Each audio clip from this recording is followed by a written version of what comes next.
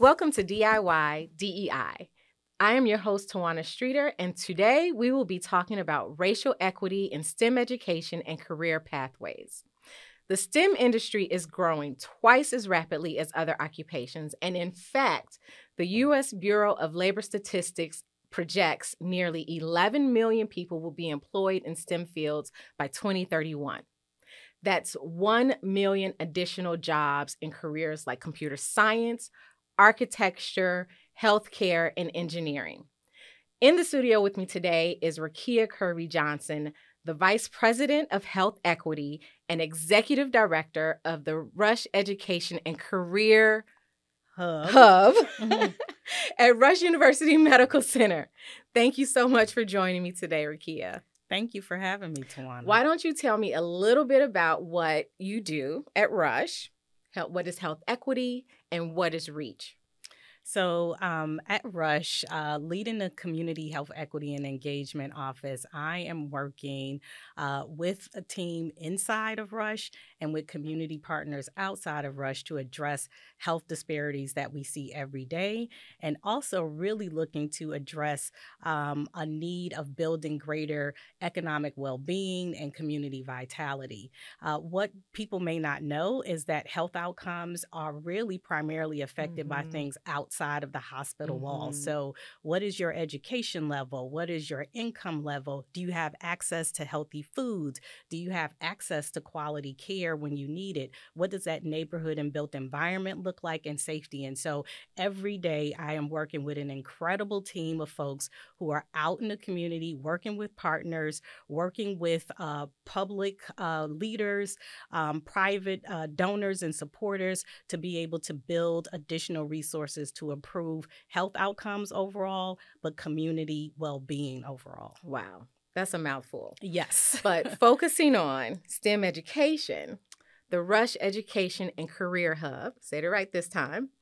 What does that do? What is that program? So the Rush Education and Career Hub is a cradle-to-career pipeline that is focused on moving Black and Latino and other low socioeconomic youth into jobs in STEM and healthcare. And so every day we empower and educate those young people to be able to engage in jobs in science, technology, engineering, and math. And so we actually start in early childhood and pre-K classrooms, working with teachers, working with parents, and other caring, connected adults. We go all the way up through college age, so 24, 26 years old, providing work-based learning opportunities, paid internship, and apprenticeship experiences so that young people have exposure to the possibilities in STEM and healthcare, and that they have those really critical first work experiences and a paid opportunity to be able to get on a job pathway that leads to greater economic well-being. Wow. I have so many questions, but first, why is diversity in STEM important? We know that 75% of the STEM industry is male, and Hispanics comprise 8% of that, and women of color, 5%. Just 5%. So why is it important to diversify the STEM industry?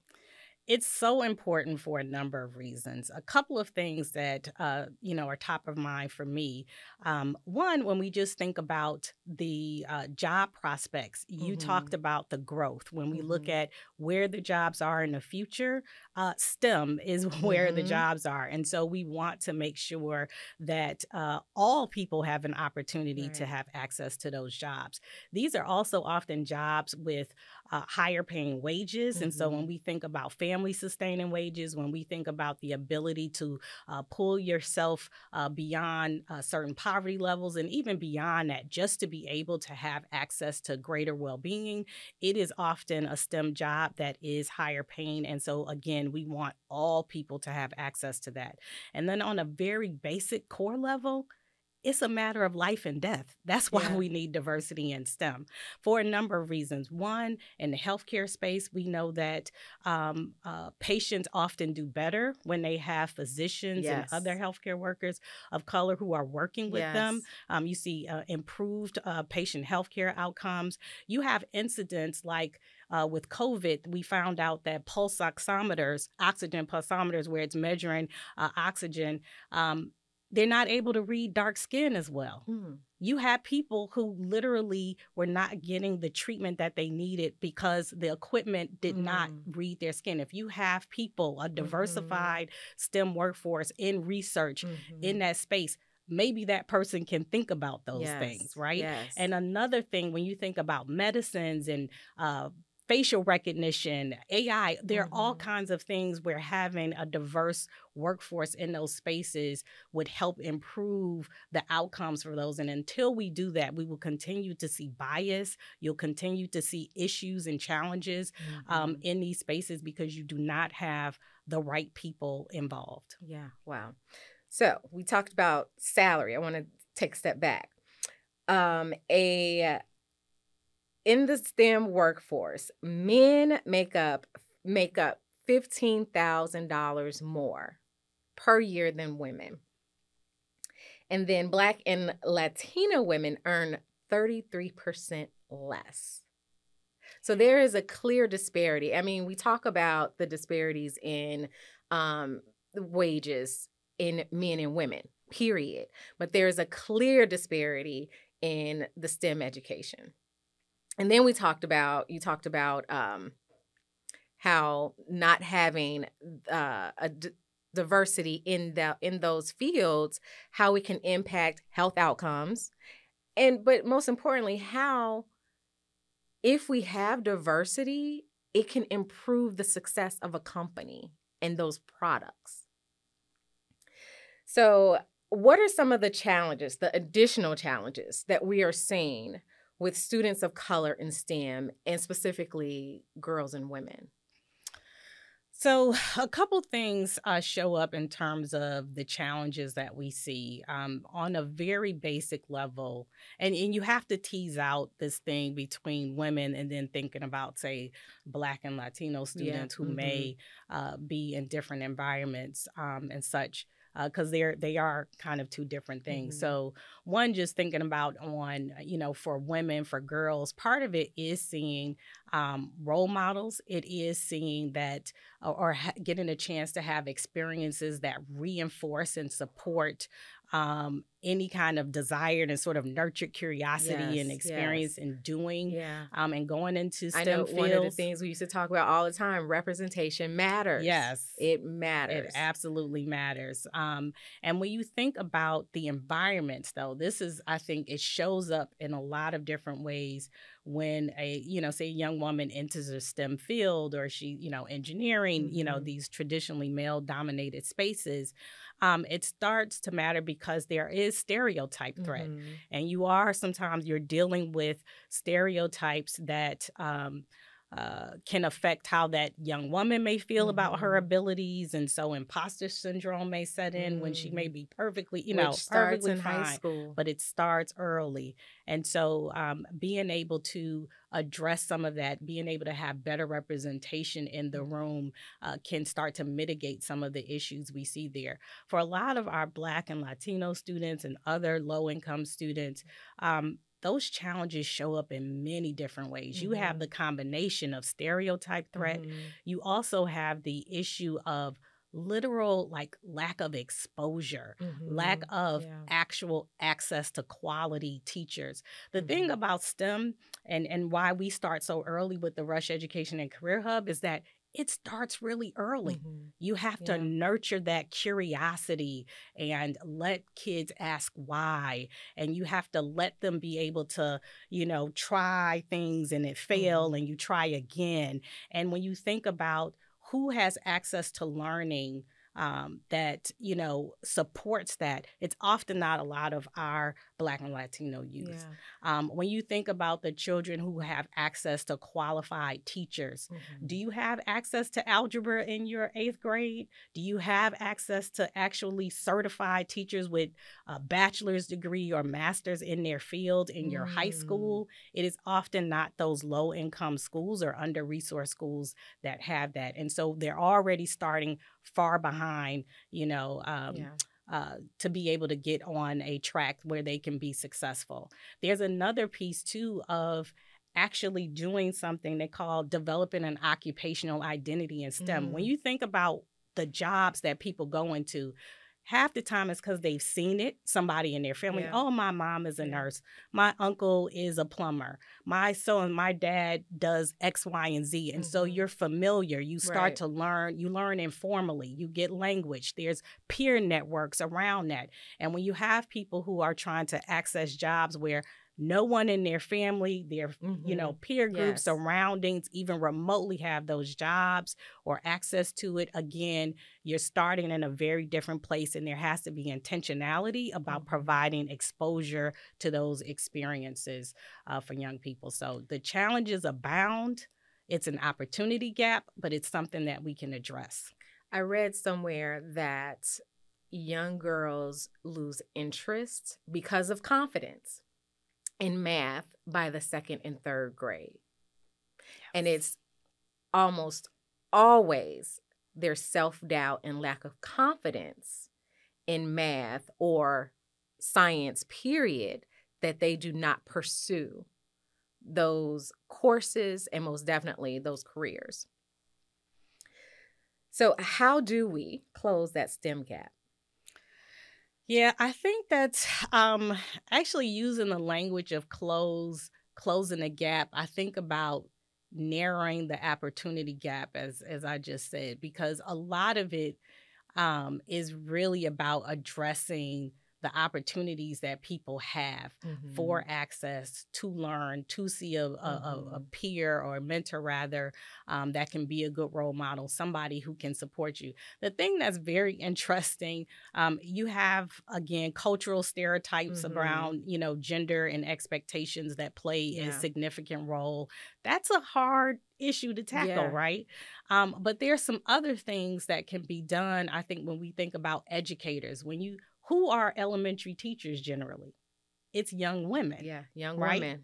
So if you think about how that cycle perpetuates itself, where you have women who are losing confidence in their abilities, and then they're the ones who are then expected, they're then teaching the next generation. Exactly. It just ends up being a bit of a vicious cycle. And then you also have just the purity challenges of our educational system and how we actually train teachers, because we often don't give them the tools that they need to actually be able to learn and have them overcome their fears of math. Because I'll tell you what happens with a lot of teachers.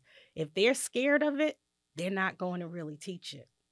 They're not they going send it home to the parents, and that's we right. Here like, what's the new math, the core math, whatever it was. I could not figure it out. Like, ask your teacher. They're not going to really teach it as much. They're going to gloss over, or they really won't be able to do any explanation beyond what you see right in that textbook. And what if that textbook explanation doesn't work?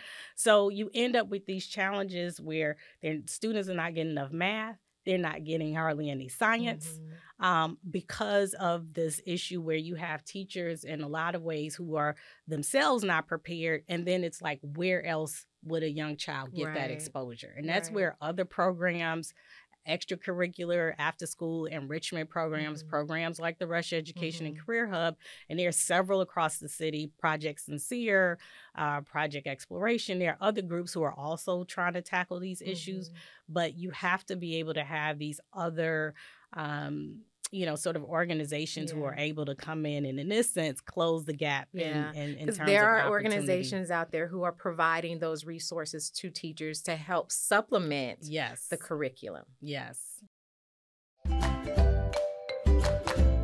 Tune in this Friday at 7 p.m. on CAN TV 19 as I discussed, caring for a parent and grandparent. She may not have done everything I want her to do or been the nicest, right? But she showed love in so many other ways. Yeah.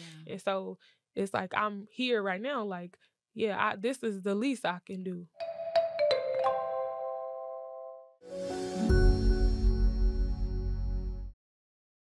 Also, I wanted to touch on this when we were talking about just the lack of diversity in STEM, in the STEM industry, in the careers, and the discrimination there.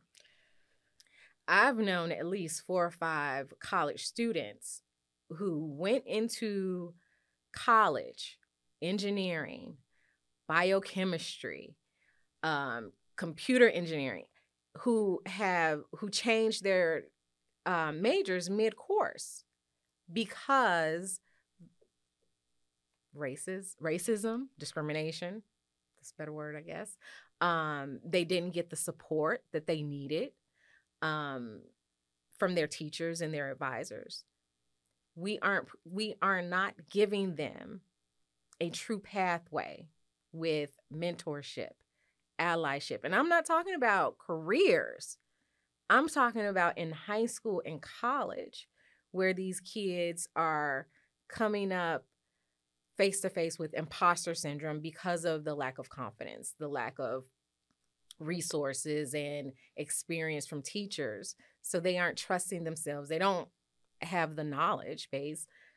So they are faced with imposter syndrome, and then they don't pursue these careers aside from systemic racism. Right. Right. So how can individuals, parents, the community, we talked about the organization, community organizations, but how can us parents really support STEM diversity? So a couple things. When I think about that, it's a thorny issue because, there's no way to sugarcoat the need in STEM to have a strong foundation in science and math and the technology and really applied learning. There's no way to sugarcoat it. And there has to be a push, I think, from the parent and the educational system to really provide the stronger foundation by having what we call academic press and moving beyond, I'll say it's the soft bigotry of low expectations. So you have a lot of students who may be A+ students in their schools and they're doing certain things, but they're not really learning the level of math or science that they need to really be successful once they get to college. And that's a huge issue.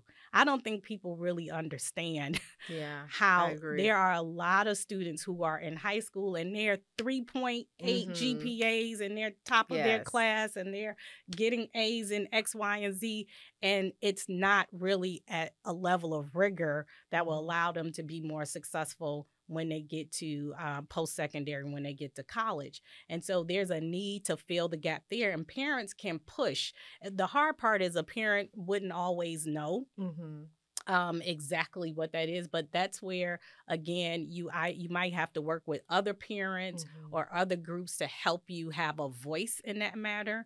And if you also know what your child can do, you can push in that way to be able to get sort of access to higher quality learning options. The other piece is, I think very simply, our HBCUs, historically Black colleges, they do a fantastic job with, supporting STEM for our students. And I think, I don't know if people realize, they do produce more of your folks who come out with PhDs and in the MD space. They will come from an HBCU because they have that support. They're also able to think about peers. Like, if I get to college, who am I studying with, right? Yes. And that can sometimes be a little more difficult and daunting for our youth that go to a primarily white institution.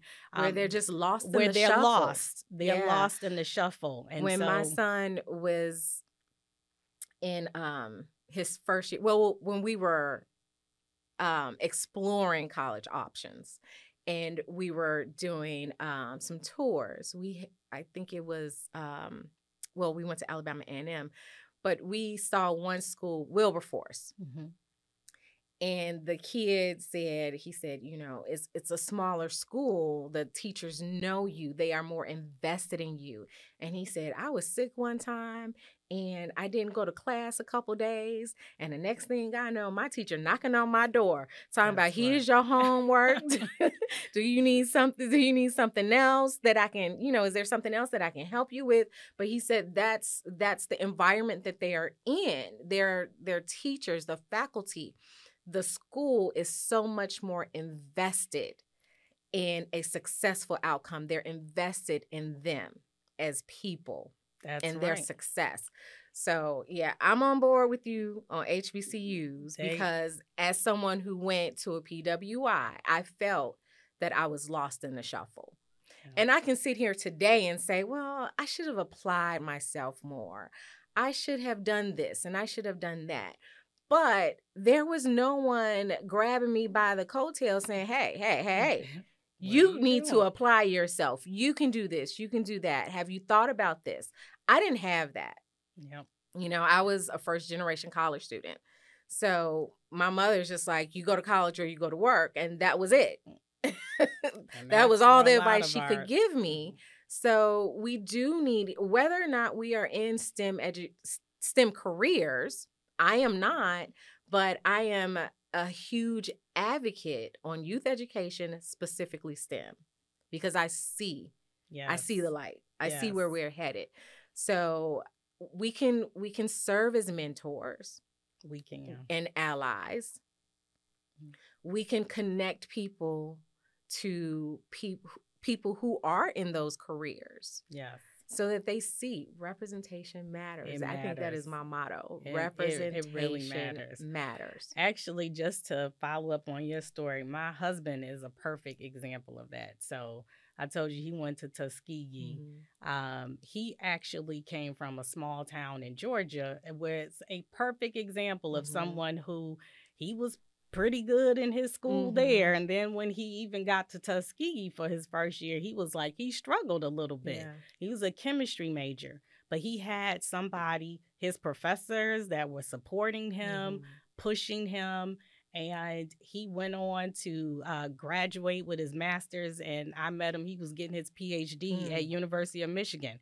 So, and was the only Black person in his group doing analytical chemistry. Wow. And my point is, a lot of when you look at that trajectory, it was, and he'll talk about it all the time, it was having people that believed in him, that pushed him, that, told them they could see what he could do, even if it didn't immediately show up.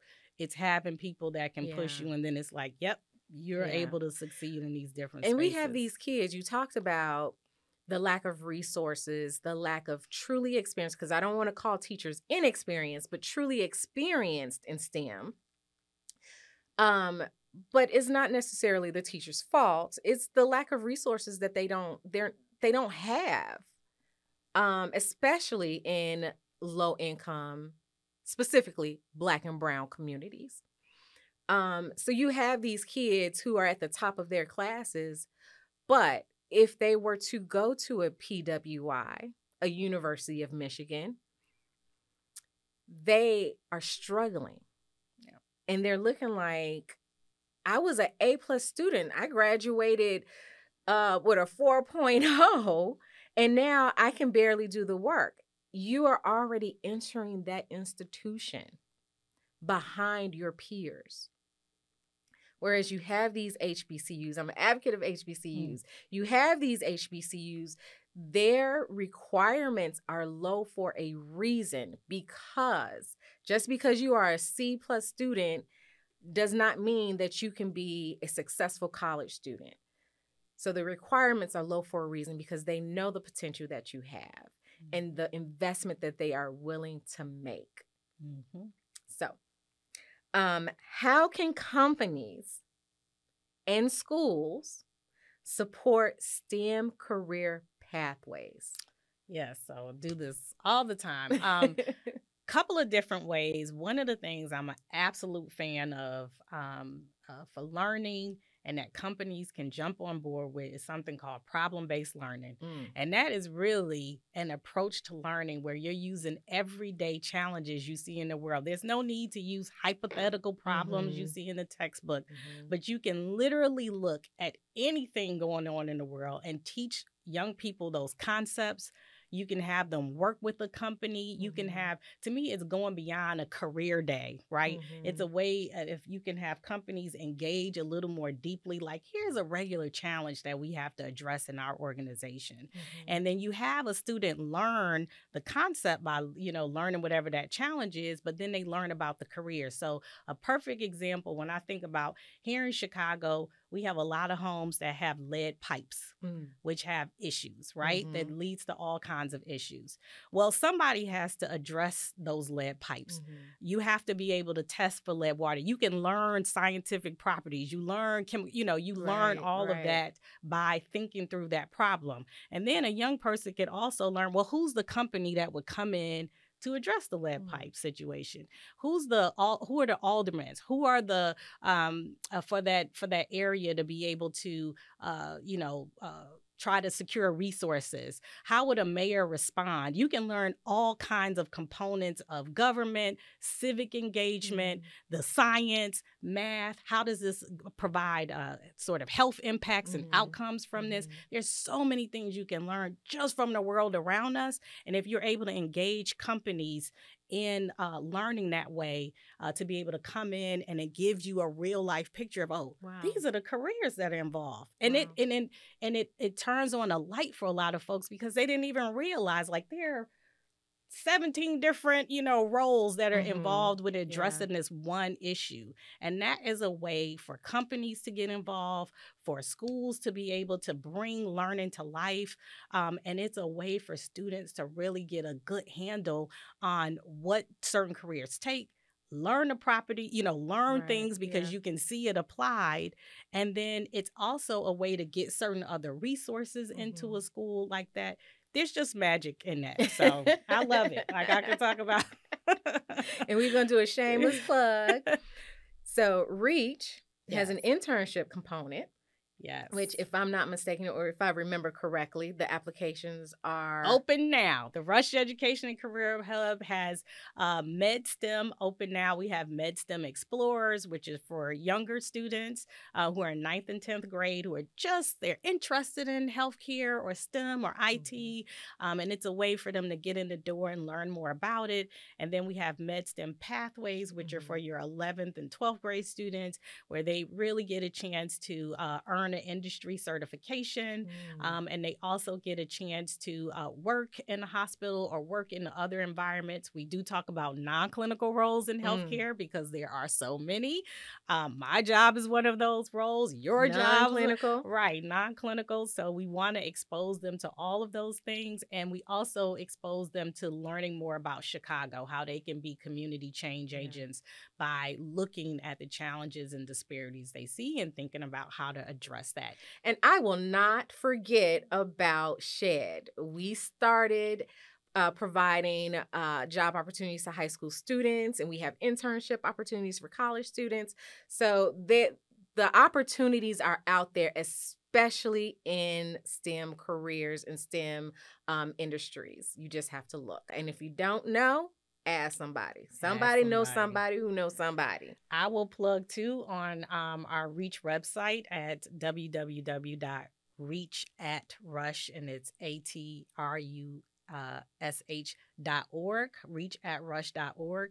We actually have a interactive career pathways guide. So if you are not quite sure what you might want to try, you might say, I like, helping people. I like to solve challenges. Well, we take you through kind of a little questionnaire and we'll say, hey, well, you might like exploring X job, or you might like exploring jobs in this field. And so it can give you an idea of at least a place to start, because that's all it takes half the times. Just start. Starting. Just start. Well, thank you so much, Rukiya, for joining me. And I might have to bring you back so we can really focus on this health equity piece because I have a lot of questions there. But until next time, I am your host, Tawanna Streater, and this is DIY DEI.